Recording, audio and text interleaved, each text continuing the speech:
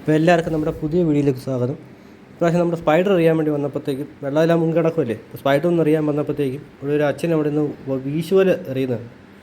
അപ്പോൾ അതിനകത്ത് കുറേ മറ്റേ കോലമീനില്ലേ, പുള്ളിക്ക് ഇഷ്ടം പോലെ കോല കിട്ടിയായിരുന്നു.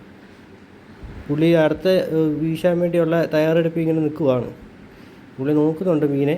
ഇത്രയും കോലയാണ് പുള്ളിക്ക് കിട്ടിയത്, ബാക്കി പുള്ളി വീശിക്കൊണ്ടിരിക്കുകയാണ്. അപ്പോൾ നമുക്കധികം സമയമൊന്നുമില്ല.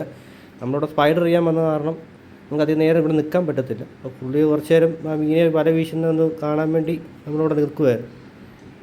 വല വീശി അപ്പോൾ അതിനകത്തും അത്യാവശ്യം കുറച്ച് കോലയൊക്കെ കയറിയിട്ടുണ്ട്. മീൻ മേലിൽ ഇങ്ങനെ വന്ന് നിൽക്കുന്ന നമുക്ക് കാണാം. വലയ്ക്കകത്ത് തന്നെ ഇങ്ങനെ കിടന്ന് കളിക്കുന്നത് നമുക്ക് കാണാം. വല ഇപ്പോൾ പൊക്കും. വല പൊക്കാൻ നേരത്ത് നമുക്ക് അതിനകത്ത് മീനെ ഇപ്പോൾ നമുക്ക് കാണാൻ പറ്റും. ഭയങ്കര ശ്രദ്ധിച്ചാണ് പുള്ളി അത് ചെയ്യുന്നത്. അവിടെ ഈ അങ്ങോട്ട് ഒഴുക്കുള്ള സ്ഥലത്താണ് പുള്ളി വല വീശിയത്.